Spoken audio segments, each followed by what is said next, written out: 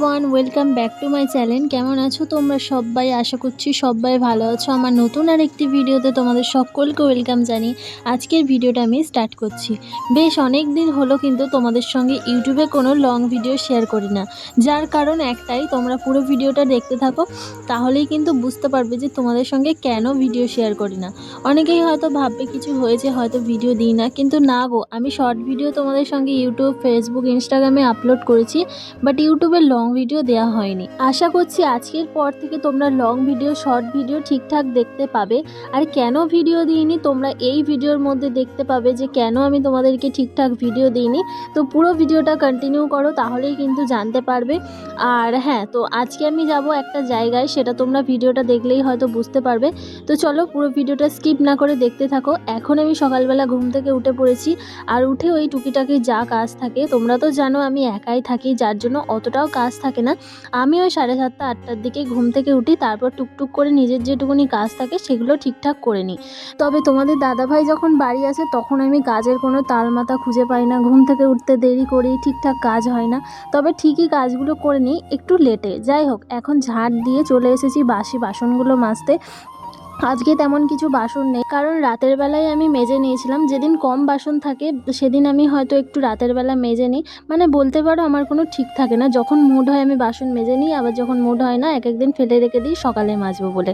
তো বাসন মেজে নিয়ে এখানে ছোলা আর কিশমিশ সেদ্ধ না ভিজিয়ে রেখেছিলাম, সেটাই অল্প খেলাম।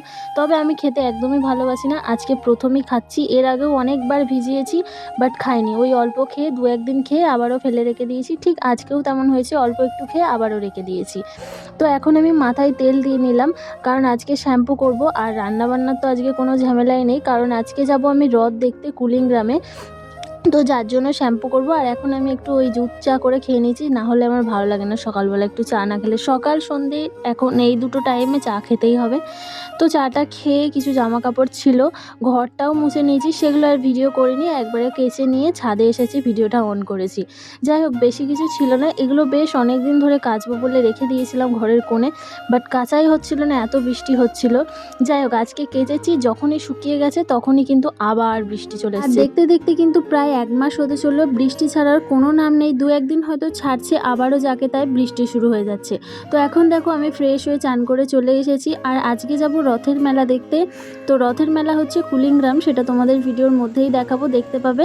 আর আজকে আমি যাব ফার্স্ট টাইম রথের মেলা দেখতে। আর রথ দেখতে যাওয়ার কোনো ঠিক ছিল না, মা হট করেই ফোন করলো আর বললো যাবি? আমি বললাম চলো, আমি তো কখনো যাইনি। তো যার জন্য একটু সকাল সকালেই উঠে কাজবাজ করে নিয়েছি। আর এখন দেখো আমি ওই আগের দিন কিছু বাজার এনেছিলাম, সেগুলো ফ্রিজে গুছিয়ে রাখা হয়নি, নর্মাল রেখেছিলাম, সেগুলোকেই গুছিয়ে নিলাম।